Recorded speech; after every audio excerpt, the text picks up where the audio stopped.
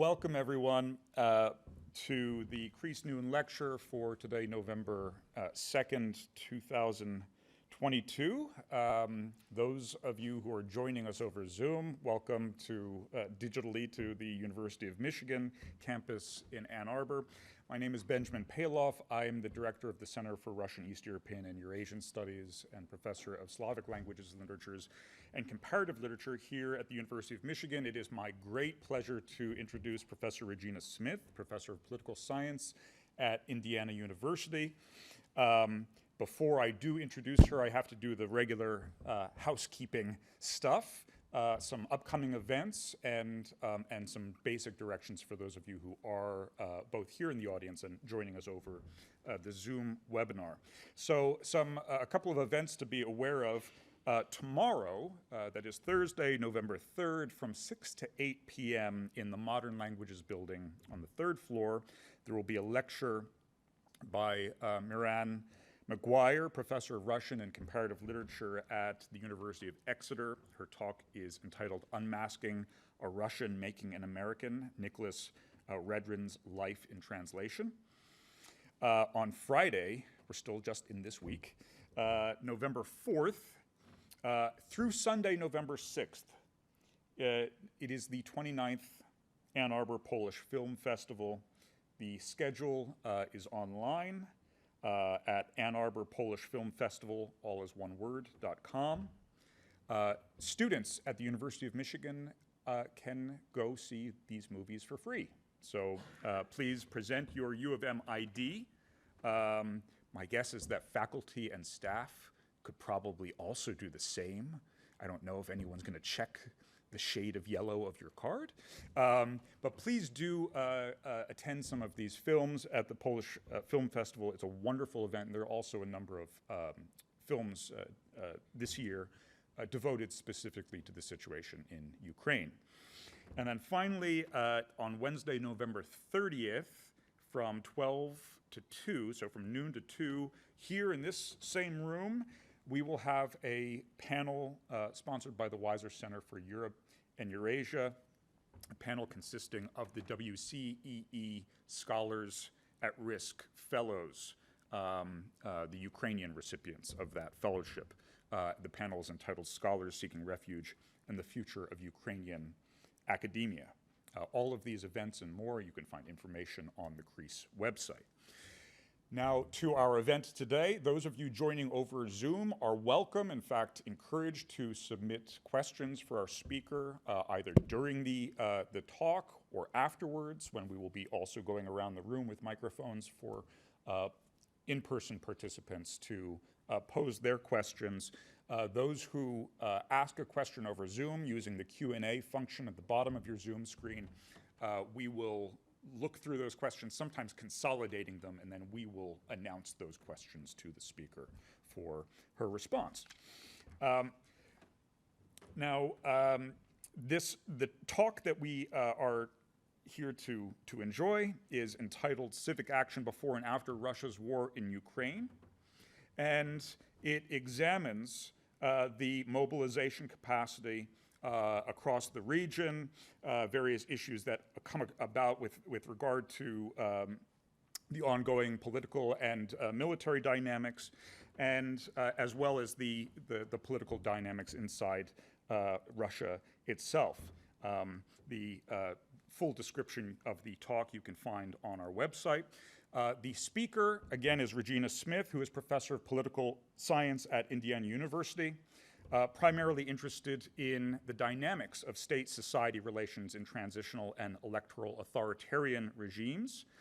She's also written extensively on political developments in the Russian Federation, including in her most recent book, Elections, Protests, and Authoritarian Regime Stability, Russia 2008 to 2020, which was published by Cambridge University Press in just in this 2020. Her research, which is largely based on original data collection and analysis, has been funded by the National Science Foundation, the International Research and Exchanges Board, the US-Russia Foundation, National Council for Eurasian and East European Research, the National Security Education Program, and many other prestigious and influential institutions. At Indiana University, she teaches graduate and undergraduate courses in comparative politics, protest movements, and Russian politics. Please join me in welcoming Professor Regina Smith.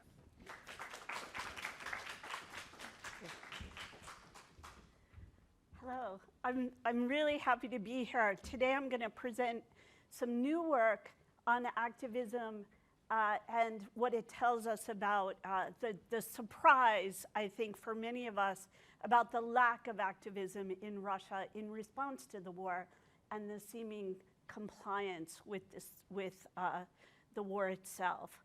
So I wanted to start by just telling you I've been doing this work on different types of activism in Russia for quite a long time now. This is the book which examines the relationship between elections and protests from 2008 to 2020. I have a new book coming out with Russian co-authors where we look at different kinds of localized activism to try to get at what's coming out, what's driving that activism. I have a really nice project with Russian co-authors on activism around the Moscow housing project and how the state and society interact there. So this is the kind of work I'm doing today. I'll talk about work out of this Legit Rus project on conservative Russian values and its link to protest and other types of activism. I want to start this talk with what is broadly called the conservative turn in Russia, which followed the For Free Elections movement in 2011-2012. While President Putin, the Kremlin in general, and his proxies had been developing authoritarian sorts of narratives since almost the beginning of his time in office, after For Free Elections, after this threat to the regime, we started to see real emphasis on conservative values, beginning with LGBTQ rights and extending outward in several directions, culminating in the illegal annexation of Crimea. While we often talk about a single authoritarian turn or waves of authoritarian turn, we're less good at talking about why Putin might have done it. And here there are debates about how these values or narratives, I'm going to talk about them not as single messages, but as consistent stories over time that bring together different facts into a coherent narrative which engages people's everyday lived experiences. So there's one story that's really very well articulated by Nikolai Petro in a 2021 paper in Russian Politics, where he talks about the foreign policy patriotic version of conservative values, which is meant to bolster the Russian standing on the global stage. There's another version where Marlene Laruelle has written really effectively and cohesively about the use of conservative or traditional values so that people can make sense of their everyday lives in a historical perspective that allows them to link the past and the present and be proud of where they came from. And then there's the sort of broader argument that these values are meant to limit limit protest, limit opposition to the regime, but also to build support for the regime through social coherence. That is, to build ideas about coherence. So here there's ideas about limiting preferences that support active opposition, creating limiting protest organizations that might be mobilizing. And finally, and perhaps most importantly for the post-World War, feels like that to me, post-war effort is about this idea of creating social sanctions, to have society police itself. So there's a real debate about how these things, and I want to say, as I will say many times in this talk, I think all of these people are right. That these projects are self-reinforcing, that they target different audiences, and they have more than one goal. So I like this characterization of these narratives or values as different storylines that overlap, right? So there's not a single separable story, but a bunch of stories that can almost be, as I said, self-reinforcing identities. One focuses on family values. Val Sperling, Lisa Sundstrom, and a bunch of other of their co-authors have gotten together and gone through Putin's speeches to see how he talks about family values. What they find is a very traditional conservative definition of gender roles and family values, but not a lot of militarism about other things, right? It's very distinct from what other people have called moral conservative values. This is where, and I'm going to define these in great detail. So there's a family values. A family is a mom and a dad with an engaged father and more than 2 children. And then there's a moral conservative values that's built on the messages of the Orthodox Church, gender and sexual rights, church authority in politics, and religious education in schools. Then we see political conservative values. This is the strong state, law and order. Vladimir Putin is the center. And then a separate strand of patriotic values, my country first. So we see all of these emerging. This project out of the Kremlin leads to 2 really interesting questions, right? Did it work? How did society respond to these efforts by the Kremlin, these multifaceted efforts? And how did it affect political participation? And those are the 2 questions I want to address in this talk. Did it increase participation in support of the state? Did it decrease opposition and accountability activism? Well, this is what we know. Paul Good has done some wonderful work on everyday patriotism, where using open-ended interviews, he finds that the Putin narrative about patriotism really didn't take, and that there's an alternative bubbling up narrative of patriotism that defines how Russians think. Jeremy Morris and Garabian looked used ethnographic work, long-term observation with the people we don't usually talk to, the lower classes, the workers. And they found that it was less about values than about articulating resentment towards the state and even nostalgia for the moral socialization of the past. So they also said conclude that the Putin project didn't work. La Roelle shows in public opinion polls that we don't really see a lot of evidence of consistent articulation of these values across many platforms, across many instruments. And then we also see in recent work by Yulia Kuzmina that these traditional values are also used to advocate protest, as they were in the environmental actions in the Shayas encampment against trash incineration and dumping. So there's some evidence that the values, while they do exist, while they are present, didn't forge the kind of social coherence that we sometimes think about or think that we see. I'm going to address this question with new data. It's not new anymore, from 2021, May 2021. It's data collected by the Legit Rus project. This is Paul Costo and Helga Bleckesrud. They've already done some wonderful work on patriotism in a previous project. Now they've expanded to look more broadly at values. This instrumentation has 3 amazing advantages for me to do this work. The first is how we measure activism, and I'm going to talk about this in a minute. The second is it's developed as an experiment, so we can really assess the effect of state intervention on people's propensity to participate in these events. And the last one is, because it is addressed at values, it has more values questions on one instrument than we ever could have expected. So it allows me to develop scales to address all of these different kinds or dimensions of Russian values. So here it is. Here we are at Shays at the encampment. And I want to talk about my dependent variable, the thing I want to explain, which is protest potential.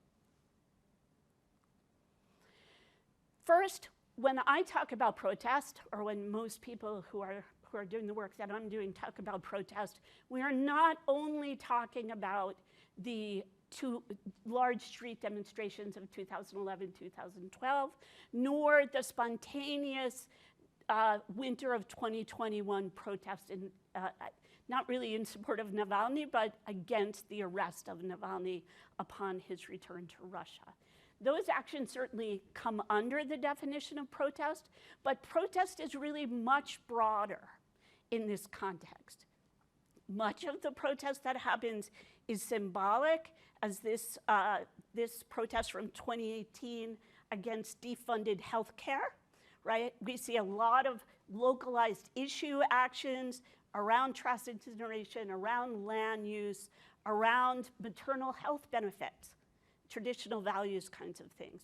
So when I'm talking here about protest, and when you see these numbers, don't just call to mind Oman beating young people on the streets with truncheons. This is a much bigger sort of view of what protest activism looks like. It's very hard to measure protest. In my past work, I measured protest by sending teams of students into protest events to interview protesters. Now that's great, but it has limits, right? You're not talking to the people who didn't protest. It needs to be complemented by talking to people who didn't protest. It's hard to know if you're getting a random sample of people in a crowd of 150 or 200,000 people and so on. So we political scientists have developed this measure of protest capacity. And we ask in some way, if there were a protest, would you support that protest and would you participate in it? Now, some people call this the protest mood or the state of discontent, that what that is tapping into discontent, not actual protest ideas. And other people call it protest potential because it's the willingness to engage. And we're looking at differences in willingness to engage in unconventional out-of-system activity.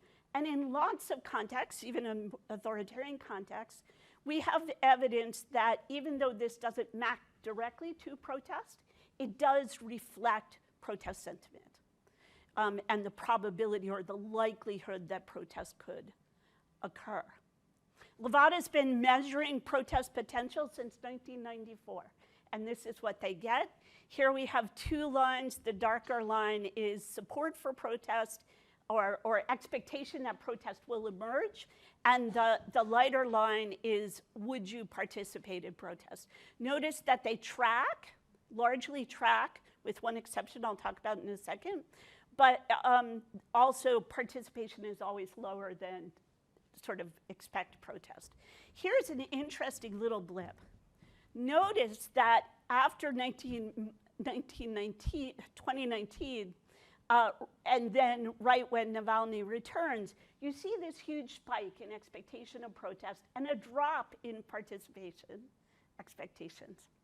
That is because those are the moments at which we started to see incredible state repression. So while people expect other people to protest, they themselves are probably not going to protest. And I'm going to come back to this idea. What's amazing about Legit Rus is two things. First of all, they let us ask this question as an experiment. So we had a national sample of 1,800 people, and we split the sample into two groups, both representative. The first group was asked if they would protest in authorized rallies, because there's now a law that said that any action, no matter how small, needs a written authorization. It's not a formal permitting process per se, but it's a written authorization. And then the other half we asked about participation in unauthorized or not authorized protest. So we can look directly at the effect of authorization on participation patterns. And here's the other part, which is so exciting to me. If you ask people, would you protest? Their answer is really contingent on what they imagine that protest will be. And usually if you just ask generally, would you protest, you're thinking of a 2011, 2012 event or the Navalny event. Here we were able to ask about protest across 9 issues. So we could cue people about what they would go to the streets to push. Government fulfillment of promises, contestation around healthcare, environmental issues, human rights, which is broadly understood as protection of individual rights, freedoms, pensions, traditional values, declining economic conditions, electoral falsification, and support for the government. If we look only at the unauthorized protests, and the black line is would you support a protest on that event, and the lighter line is would you participate, it's a remarkable level of expected activism. Really quite a remarkable, just really, it was quite astounding when we got these data.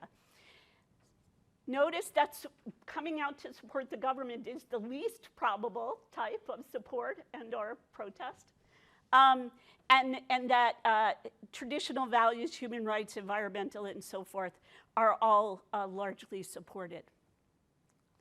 In this paper, I'm not going to look at all 9. I only want to look at 4 of these values. I want to look at protests for traditional values, which is really much more of a localized activism kind of protest. Protest on election fraud, which is much more politicized and political. And protest to demand that the government fulfill its promises, what we're calling accountability, and protest in support of the government. You can see of all of these, if you go to the I would support and I would participate, and this is accounting for authorized and unauthorized, you can see that the gap between support and protest is much different, right? Unauthorized protests have much lower participation than authorized protest. But you can see that the most popular type of activism is about calling for governmental accountability. Once again, the least popular is for support of the government. Notice that state authorization even matters for support of the government. So if the protest is spontaneous in support of the government, still people don't want to come out, right? That signal is a very important signal. There's quite a bit of support. About 30% of people say they would contest elections. So there's a lot of variation here, both across issues and across in response to state action. And what I wanted to do is to explain that variation. Who's doing what? I want to talk just a little bit about this traditional protest, values protest. This is a very broad category. So it's a category that talks about maternal health benefits. There's a lot of contestation about maternal health benefits because they vary widely from region to region, and the recipients of these benefits are very aware of the fact that if they live just over the border in the next oblast, their benefits would be much higher. There's also been a lack of fulfillment of these benefits aimed at large families, for example. Here we see a large family protesting to demand the land allotment that they were promised all the way back maybe 10 years ago, and it still hasn't come to fruition. This is particularly important because people are planning their family size based on these benefits and then not getting the benefits, and they're angry because they're stuck in small apartments, they don't have the money they need to live, and so forth. Criminalization of domestic abuse is a huge traditional value sort of protest where you may know in 2017, domestic violence was decriminalized and then reintroduced to be recriminalized because of the huge jump in domestic violence after it was decriminalized. And the Russian Orthodox Church jumped in and tried to block that bill, saying it deprived families of their rights and freedoms. LGBTQ rights fall under these traditional values story. Ethnic identity and heritage is quite an important part of this story, whether it's language preservation or land preservation in terms of development. And then just land use and historical preservation, You might remember the contestation around the church building a large complex in Ekaterinburg, which was blocked provisionally 2 years ago. And here we see one of these protests about domestic violence. There were many of these protesting the decriminalization and the new version of the law. It was really quite a sad story about depending on where you were hit would determine the size of your fine or your criminality. On the other side, there were religious people who protested to block the law. In reality, 82% of Russians, by the best polls that I could find, don't think that domestic violence is okay, but the law has not been passed, right? We're not seeing that change.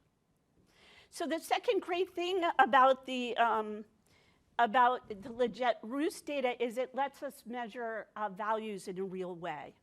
And I love this protest here.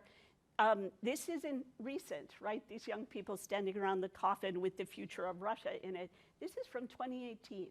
So there's already this sense, right, that Putin's legacy is not a strong Russia.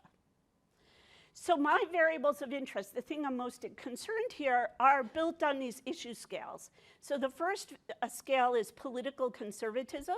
It includes questions on these issues: strong state, law and order, support for Putin, support for united Russia. And this is where people fall on the scale. So they're kind of spread across the scale. There's no huge, back-end support for this type of values. If we just think about family values, conservative family values, value is a mom and a dad. Here are the questions that were included in the survey, and you see that this has a really strong dimension. That lots of people in this group are very much towards the high end of the scale. And the group is quite large. Moral conservatism is about church engagement in politics and these deep moral, sometimes we call them identity politics sort of issues, right? Schools should teach Orthodox faith, marriages between a man and a woman. And this is, you see, also climbs up and then at the very end drops off. And then we have the patriotism scale. Now, what's interesting about the patriotism scale here is that at least just about 40% of the population tops out at the very top, right? So there's a strong sort of element of patriotism, but it's not as strong in the population as we might have thought it would be. So while the feeling is quite strong, it doesn't define the group. And then I put in a liberalism scale. We had those things, and I wanted the foil. Here's a love of freedom, social equality, tolerance, and trust in organizations that protect women's rights. About 20% of the population is strongly liberal on any way that you measure it in this sample. That's about what we know. That's about the same number of people who support Alexei Navalny. If we look at the correlation among these scales, you can see that there's very little correlation between liberalism and anything else, and there's a weak correlation between family values and moral conservatism. But these three, political conservatism, moral conservatism, and patriotism, are very highly correlated. So they're going together. They're coexisting within people. So this idea of a diversity of attachments or a diversity of feelings are reflected in these data. So yes, there has been some success in delivering this message. You all know the narratives and the stories behind what puts these questions together. I will say that I've coded this different ways. I did a factor analysis here. This is how they bump out in a factor analysis. This is always First, I did it by what the literature would suggest, what questions would go in, and then by factor analysis, this is how it came out. So what's left here, what I want to talk about, is the effect of values on protest potential. And here are religious women protesting against the rights law, the domestic violence law, right? So like all good political scientists, we don't always only look at what we're most interested in a paper. So there are some explanations out there about authoritarian activism. One comes right out of the literature that explains protest anywhere. If you have more free time and less restrictions, you tend to protest. That's these variables, right? Age, younger people tend to protest. The employed protest less. If you're married, you tend to protest less. If you have children, you protest less. We know that women are less likely to protest across actions all over the world, but especially in authoritarian contexts. They never want two parents out there on the streets at the same time. The woman stays home generally. Political awareness should drive you towards protest. So the more aware you are, the better you are educated. Your interest in politics should drive you towards protest. Authoritarian interference, authorized, unauthorized protest should have an impact. We all expect state television to have a strong impact here. Although at the margin of these values, it's an interesting question, right? If you've already absorbed these values, will we see an independent effect of state television? Dependence on the state budget. If you depend on the state budget, you may not want to protest. This is particularly important in 2021, where following the Navalny protests, people who were identified on the streets with police holding cameras or on video surveillance in Moscow streets had the FSB or Oman knock on their doors in the middle of the night with the pictures of them on the street, having them arrested and kicking them out of the jobs. Now, could they identify everybody? Absolutely not. But how many people do you have to arrest to instill that kind of fear? And this is what was happening following the Navalny protest, a new type of personalized, directed repression that had really profound effects. And then, of course, the urban middle class. Usually, the urban middle class is a driver of activism. It's a driver of demand for accountability and change. We have come to expect in Russia, and I saw this in my own work, that those who are dependent on the state, employed in the state bureaucracy, are very much less likely to protest because they are afraid of losing their jobs. And so we would expect that to be a tool of the state to quell activism. Okay, don't get too worried. This is the regression analysis that was the full model of what I ran here, the variables I just talked about. We won't talk about the values variables, but let me point out 2 or 3 really interesting things. Look at the unauthorized protest, how that pushes people away from protest all the way across the board, but it really pushes away people who might protest on traditional values and people who might protest election fraud. There's learning here about red lines and what can be protested. What's interesting is that unauthorized protest also pushes people away from protesting for the government, but it's not too significant. It's not significant. Women systematically protest less here. Employed people protest less, but it's not significant. Students protest more, but it's not significant. Notice this, what seems to be an anomaly, that students turn out to protest for the government. They're coerced into that. These are the mobilized bunches of people. We know this going all the way back to the pro-Putin rallies of 2011-12. Older people tend to go out for the government. Same thing, they're incentivized to do so. They may also believe, but they act because they are incentivized. So there's not much action here in some of these. Political interest significantly drives protest in election fraud, but there's these other variables. Urban middle class pushes you away from protest. They're all working as we expect from theory, but they're not doing much of the action, right? So let's look at the values protests. If we think only about election fraud, the most political type of protest that could happen, we see that liberal values, and this is the change of one standard deviation from the mean. So as you move to stronger holding of values, liberal values push you towards, family values push you towards, but it's not significant. Political conservative pushes you against. That's going to be my story all the way through. So if you believe in a strong state, you are not active ever. Moral conservatism pushes you towards, but it's not significant. And patriotism pushes you against.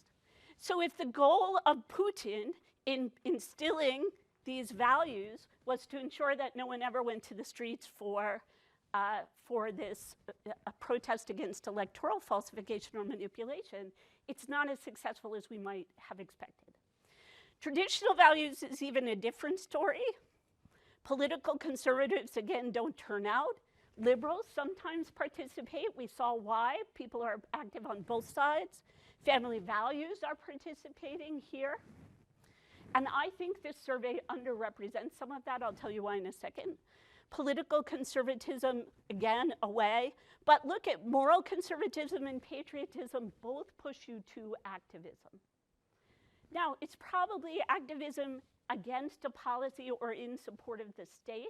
Nonetheless, it's activism that builds social capacity, right? Accountability is a really important story here. It's significant almost across the board. The liberals, the family values, and the moral conservatives all want the government to fulfill its promises. Political conservatives really don't care. They've delegated all of this to the strong state. And patriots contest for accountability. This was an unexpected story.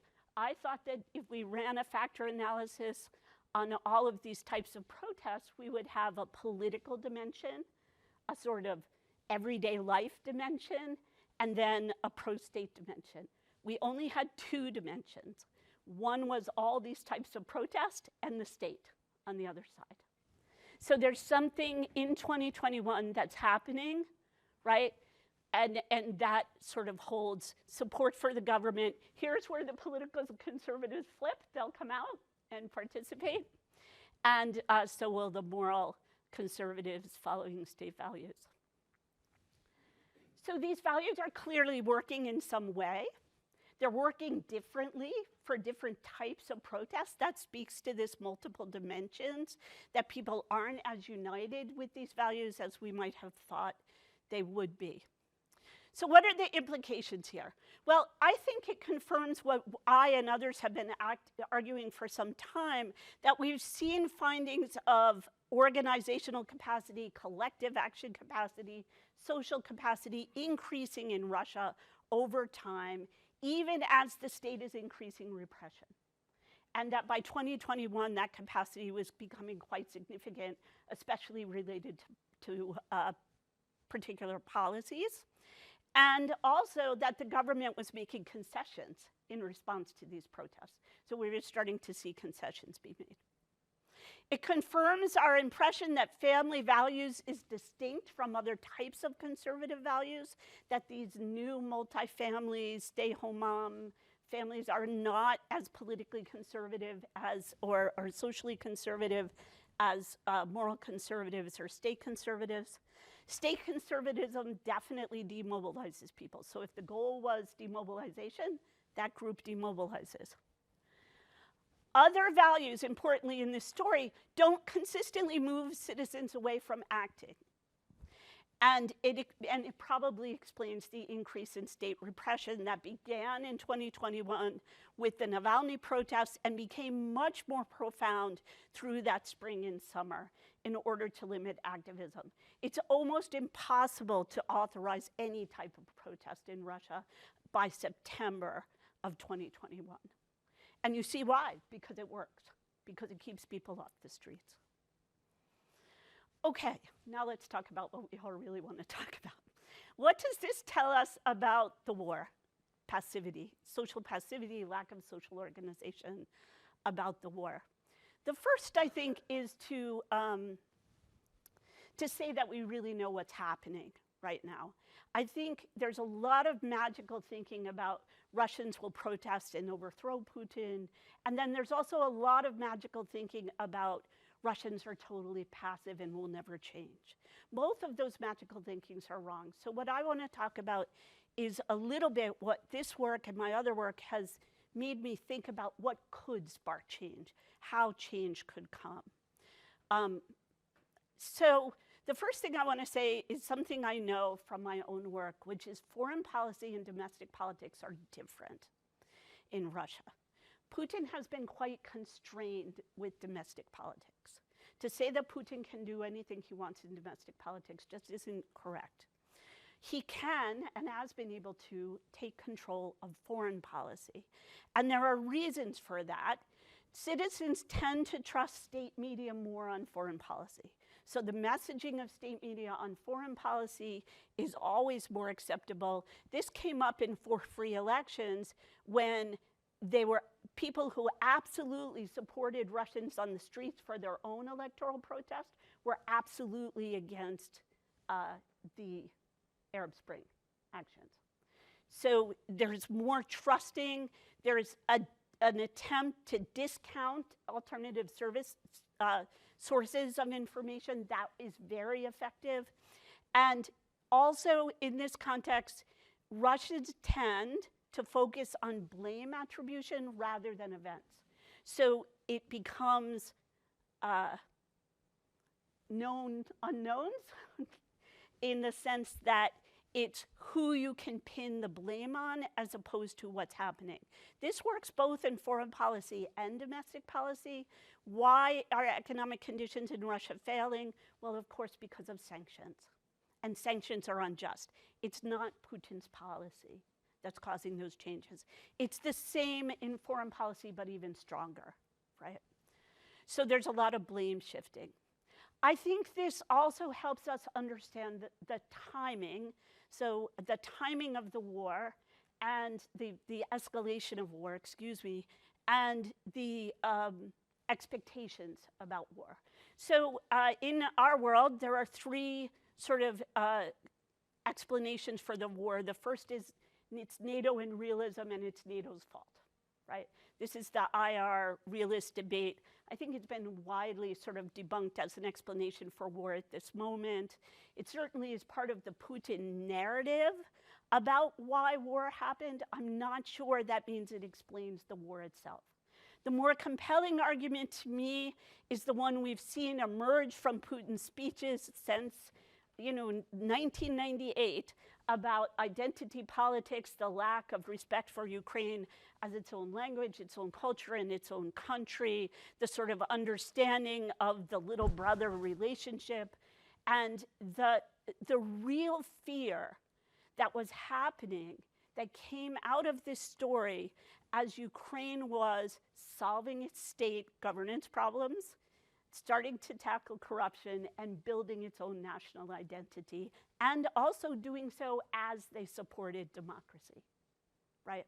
So to me, this is a really important part of the story, that the model of Ukraine on the border of Russia was threatening to Putin, and he had a predisposition not to take it seriously. That matters here.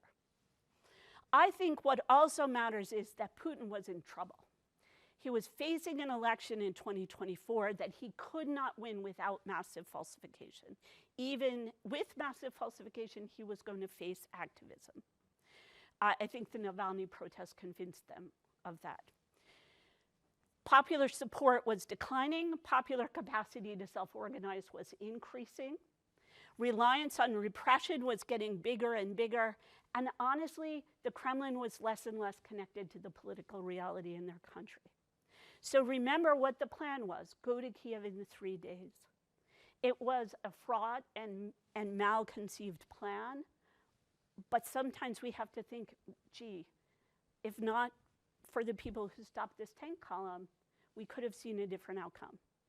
But certainly Putin himself did not perceive that. And he was concerned and wanted to replicate his Crimea bump with this 3 days to Kiev bump. It would have fostered his false flag of international power. It would have made a very weak military seem strong. It would have consolidated support at home and taken the problem of re-election off the table.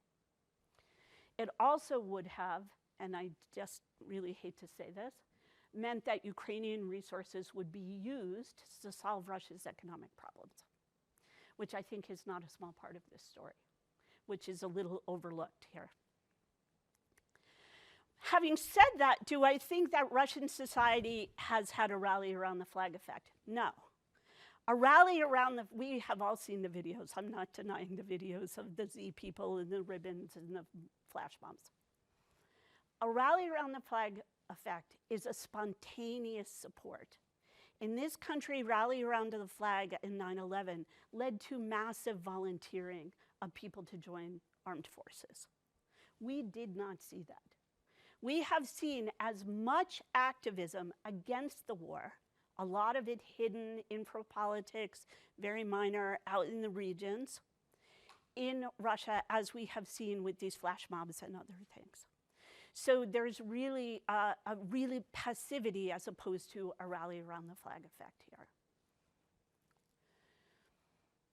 The Kremlin was very good at putting its rapid response out there, and in doing so created social sanctions for defying what the Kremlin was saying. It was quickly backed up with laws to punish people for saying or doing things. And those social sanctions were supported by some of the value dimensions that I'm talking about in this talk. Narrative and identity became a strong part of controlling discourse and controlling speech during the war. And emotion, initial emotion was quite high. It's falling. And this normalized experience of Russia against the world was very powerful. We've seen sanctions before. We Russians can get through this. It will be over in a month. These are the kind of the things we saw all through the spring. There's also a discussion of theories about what's happening, a repression disengagement dynamic where repression increases, people disengage, and then they start slowly trying to find the lines. Where are the lines to start activating and pushing? What are the things they might do and work? We have started to see an uptick in activism, different types of activism in Russia now. Jeremy Morris, who has a wonderful blog called Post-Socialism, which you all should be reading because he's doing anthropological ethnographic work every single day, talking to people about their attitudes of the war, talks about defensive consolidation. People saying we have no control, we have no power, we're going to put our heads down and let it play out. This was before conscription. Other people like Olga Olnik who's written extensively about Euromaidan and has a new book coming out about Zelensky. It's called Zelensky, so I'm sure it's gonna be amazing. They've had some quite good access, and it's based on polls and things. So she's talking a lot about Russians falsifying preferences. There is some preference falsification going on. There's also some sort of go along to get along going on. And Maria Snegovaya is writing about learned helplessness and social desirability bias, the danger of saying something that isn't acceptable to the majority. It's been really important for Putin to project a majority, a punitive majority. It's been really important for Putin to go back to instruments of terror and have neighbors report on neighbors in order to maintain this social desirability bias and keeping opinions shut in. What do I think could change? And not right away. I'm not predicting a massive change. I do think we're in a really uncertain and contingent period. A lot is going to depend, a lot of what Russians do now is going to depend on what happens in the battlefield, what happens with conscription. Pocketbook information is a catalyst in spontaneous protest. But here again, the focus will be on blame for particular policies. Right now, if you saw the statement by the Russian central bank head the other day, she blamed conscription for the new drop in economic numbers, because the loss of the best and the brightest is having an almost immediate effect. Conscription itself here, this poor mother asking simply that soldiers be given logs to build fortifications, since they're lacking that level of material. We're seeing a huge uptick in family protests, not just single pickets, which are ostensibly legal, but small protests and acts of sabotage. This is pocketbook information. This is everyday lived experience, the kind of everyday lived experience that is countering the state on the accountability scale. So here's where there's a change. We see changes in public opinion polls. Honestly, right now, a direction of change is interesting, a magnitude of change is not. These polls have big problems, including the fact that everybody's afraid to participate in them. Response rates are very low. The most active supporters of these polls or respondents are very much in the pro-government camp. So caution about polls. Emotion is changing. Anger and dignity are things that drive activism, active citizens. Demobilizing emotions are fear and hopelessness. Think about this in terms of the announcement of conscription, where hundreds of thousands simply leave the country. That's fear and helplessness. And then their families go home and they are not there, and that is anger and indignity. So these things are not going to happen quickly, but there is real opposition to what's happening in Russia. So I'm going to stop there because I'm sure a lot of what I said is contentious and controversial, and I'd love to talk about it. I'm really excited about this localized book, so I just wanted to plug it one more time. It's forthcoming at IU Press, Varieties of Russian Activism, and it's full of great discussions of language politics in Russian republics and so forth, and really interesting stuff. So happy to take questions.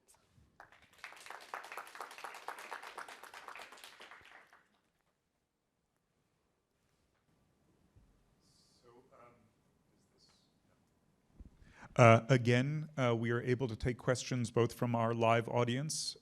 Just raise your hand and we'll bring a microphone around. Or if you are joining us over Zoom, please use the Q&A function at the bottom of your Zoom screen, type in a preferably brief question, and we will deliver those to our speaker.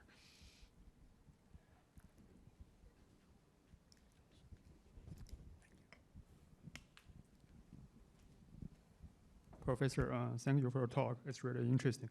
I have a question about the concept of protest capacity. So you were saying before the war, even the government is trying to break down those organization bases for those mobilization. It seems like protest capacity in Russia was developing at that time.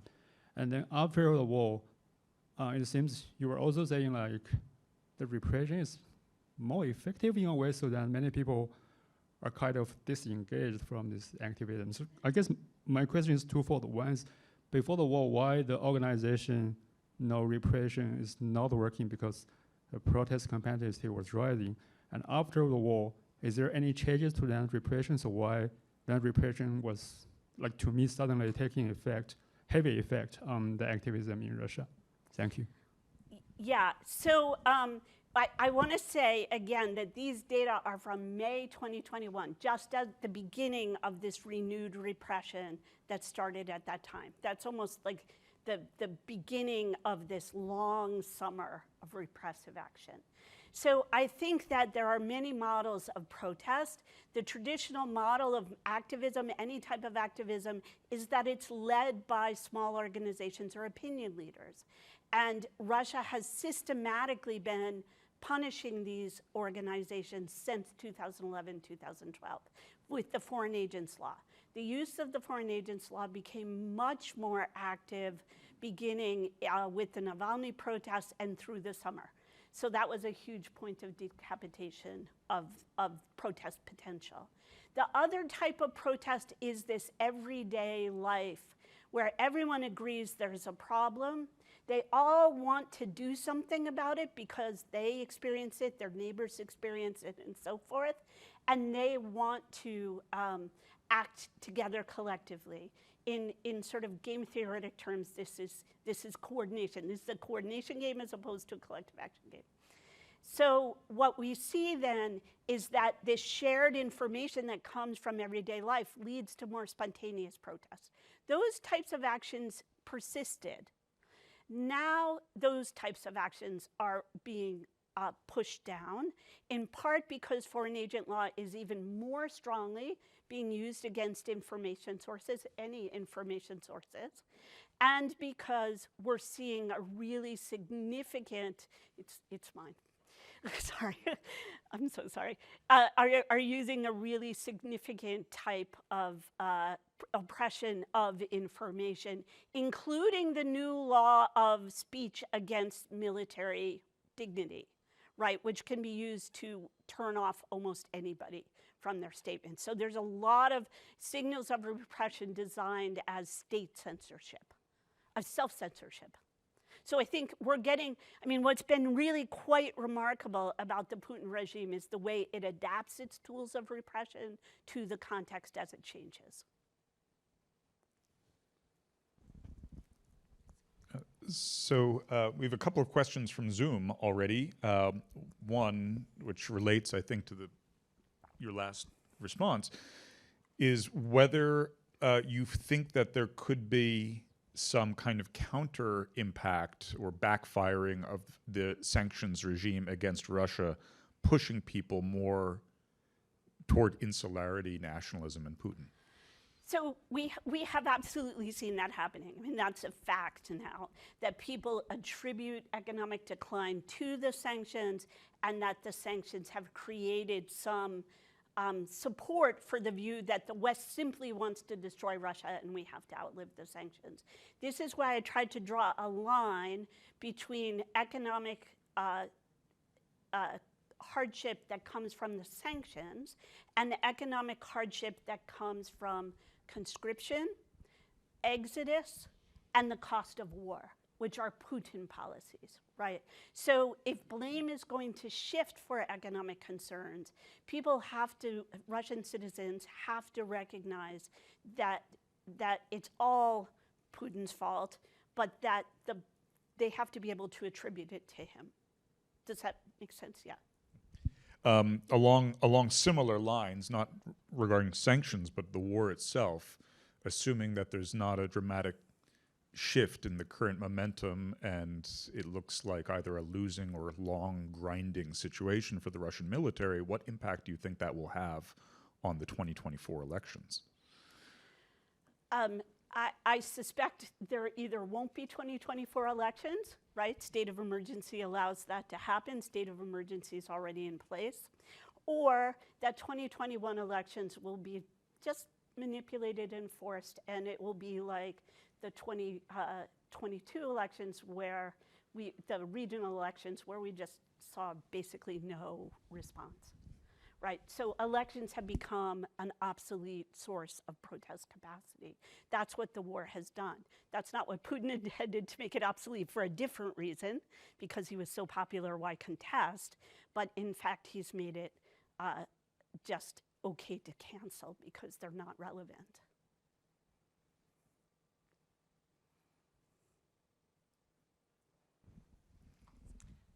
Hello, my name is Ksenia Yurtaeva, and I'm a visiting scholar under Vice Center of Europe and Eurasia. And thank you for a very interesting and in-depth presentation. And I just have a couple of questions. I understand that this data is from 2021, and of course, right now the situation changed a lot. But did you evaluate the protest mood in different regions of Russian Federation? Because we understand this is a very big country, and of course we understand that rural population is more active, but like in different regions it can also like be significant? And how do you see? We all see this, and this is the second question.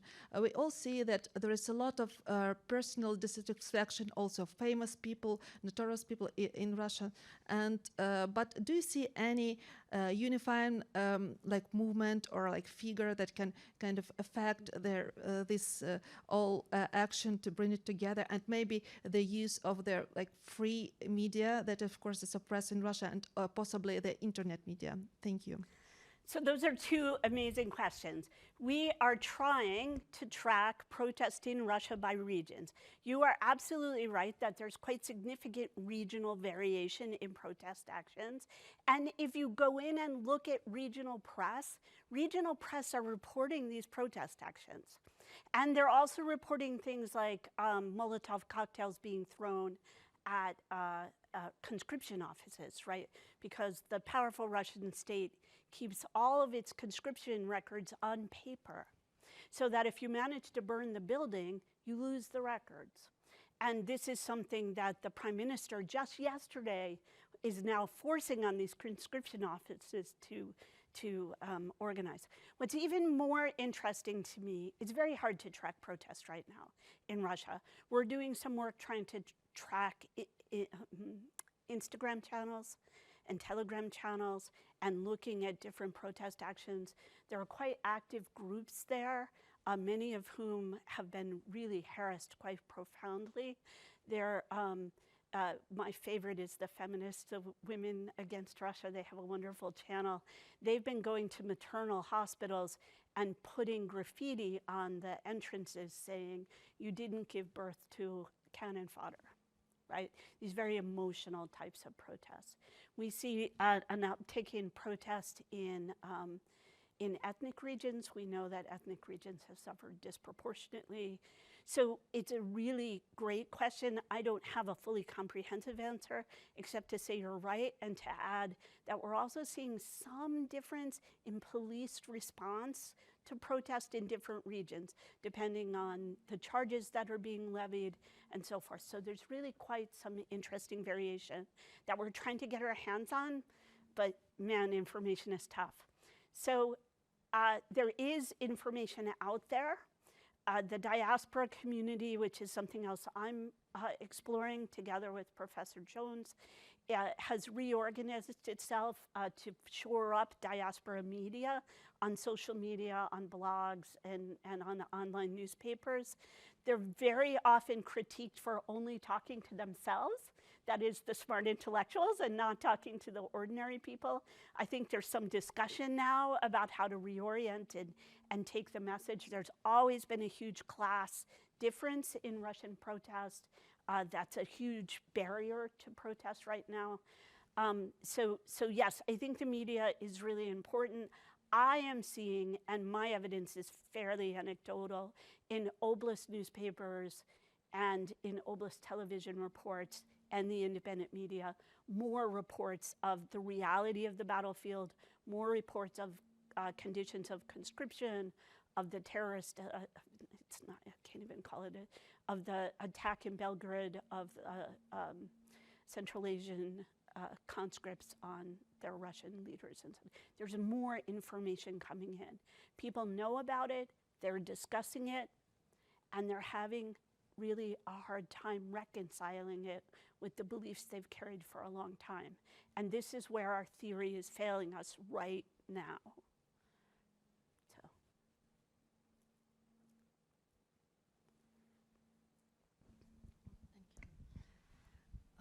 I'm a WCEE fellow at Scholars at Risk here at the University of Michigan from Kharkiv University.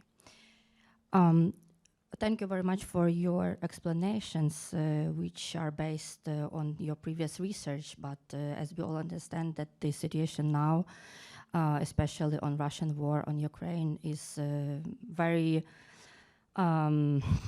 important, and I assume that your next steps of your research will be focused on the activism in Russia on this particular topic. And my question is,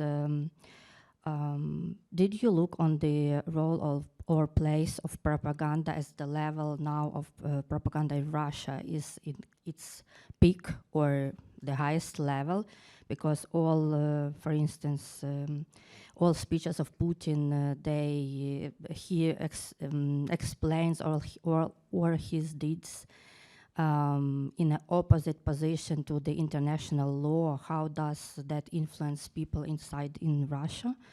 And I would also continue Ksenia's question as also the role of national identity in activism, because there are many nations in Russia, as we saw, for instance, in the first days of war in Ukraine. There were soldiers from Buryatia. You know, they never know what they have been doing in Ukrainian territory at that moment, and we are still see that this process in conscription is on other territories, excluding Moscow. You know, so and the last question: would you think that the Russian war on Ukraine is a slow collapse of Russia? Thank you. So what you're calling propaganda, I'm calling narrative, right? It's a different way of describing the long-term accumulation of these propaganda messages. The narratives that have populated Russian television during the war are constantly shifting, as are Putin's speeches.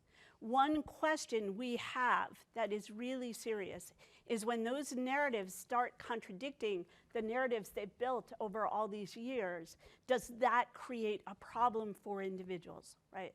And I think that's something that's why this work is interesting to me, what happened before the war.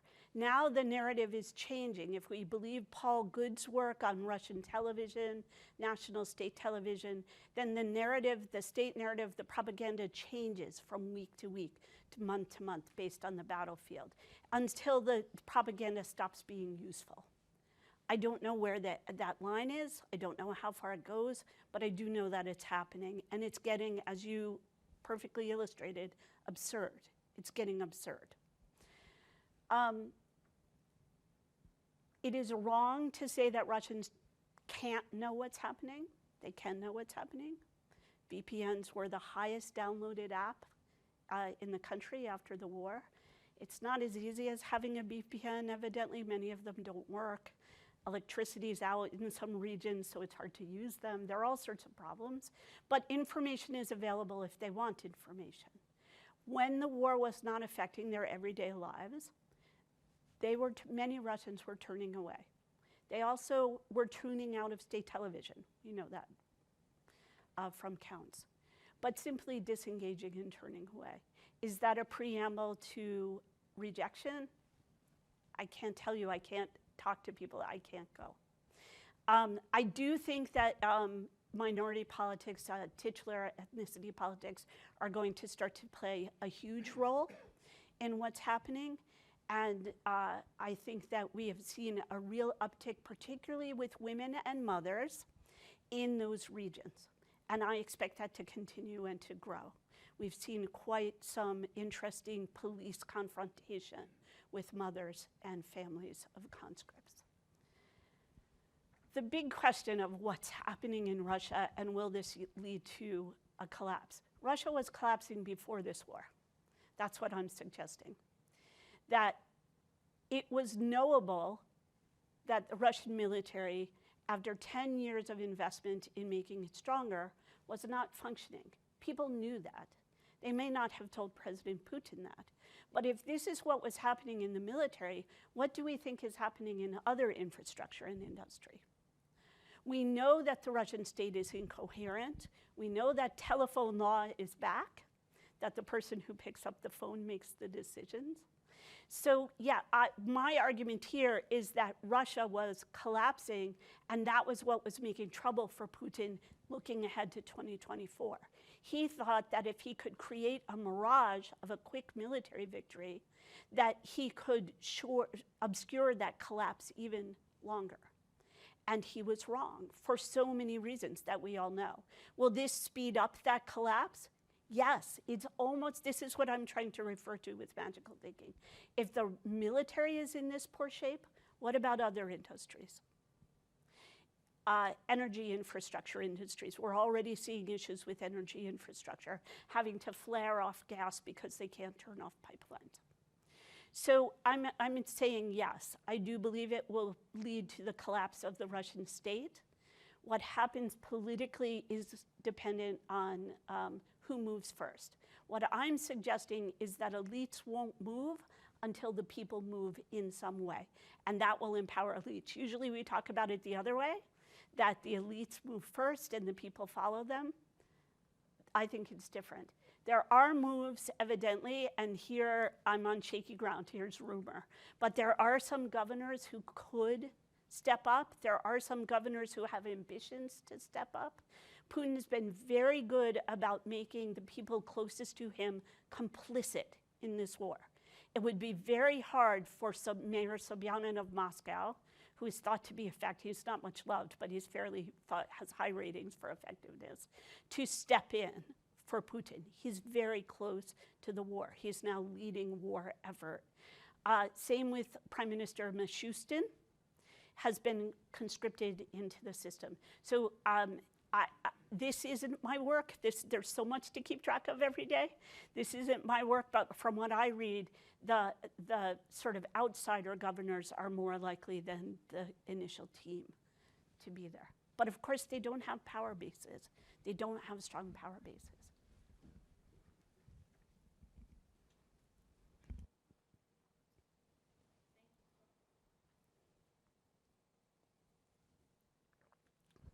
Hello? Oh, okay. I suppose I have a question that I think would be best answered by like additional survey data in the future, but a lot of the people who are leaving Russia, I think, are the sorts of people who would previously be protesting, and like younger people who have the means to go other places. They're not relying on families. They're not, that those sorts of people are the people who might be leaving the country. But you also demonstrated that like leaving is a sort of demonstration of hopelessness and like, not seeing the capacity for change or not feeling the like energy to protest anymore. So I was wondering if like you think this is sort of a breaking point with that group feeling hopeless and maybe families feeling like they're at a place where they're angry enough to protest, or in the future if we might not see a demographic shift in like who, or right now if we don't see a demographic shift in who's protesting. I suppose wondering how you see like the attitudes of those groups now with the war versus how those groups were seen before. So there are surveys being done. Margarita Savadskaya and her team out of University of Helsinki is doing these kinds of surveys. We know that and there is no one migration community. I hate to call them diaspora, they're not choosing to leave. They're leaving because they feel they have to leave. Particularly the first round, I think you slightly misdescribed them. They are activists. They are the people who were active. They were also the people who felt they would be most likely to be the next people arrested. So in February after the beginning of the war. So they are social, political, economic activists in that first group. Very highly educated. We know it's an IT community. We know a lot about them. The question is, and then the second conscription wave is much more mixed. I wouldn't say that everyone's richer. People are struggling. The conscription wave is clearly much more mixed, including very poor people who simply needed to leave. Many of them ethnic minorities who simply got out of the country. And they're settling in different places. There's a tremendous amount of variation in the second wave. We're actually doing open-ended, huge numbers of open-ended interviews with these folks to complement Savadskaya's surveys. So the question is, people like to use Albert Hirschman's exit, voice, and loyalty as sort of a metaphor of what will happen, right? And what we are trying to study is voice in exit. Will this community build, in Lynn Ostrom, the great Lynn Ostrom's words, a bottom-up anti-war commons in which the transnational migration community will link to Russia and to supporters and try to influence information flows, influence resources and so forth. One of the things we're starting to see just a small bit of, which is actually kind of a nice little shoot, is, and this is only based on ethnographic work, so it's a small sample, is that those people left social activism NGOs that don't engage directly in politics but provide services, they felt threatened. Russians are jumping in, filling in for them there and keeping those organizations as political activism is shut down. So you're right, there's so much to look at that we don't really know about now. But Savadskaya and her team have done 2 surveys. We're just now writing some funding to do a 3rd survey that captures the next post-conscription wave. And we're about to start doing these interviews, and we'll do both waves in the interviews and be able to compare differences. So it's exciting. It's hard to say you're excited. It's, for a social scientist, it's exciting work. We have time for one more question.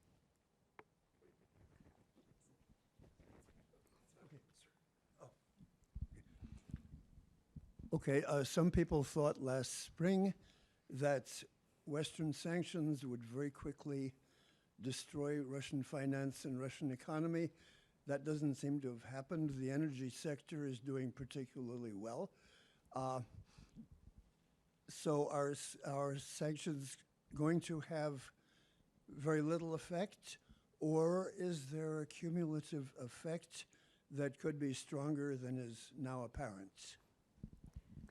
Yeah, so these aren't 2014 sanctions.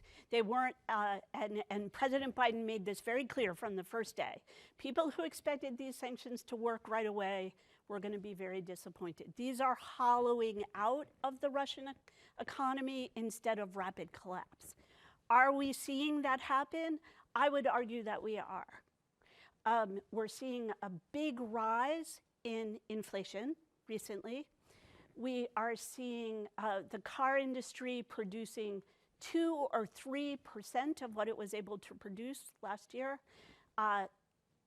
Airlines are cannibalizing planes in order to have parts. There's some discussion of Russia solving its chip import problem by pulling chips out of smart refrigerators to run some of these industries, right? Now, okay, you can do that, maybe, but for how long?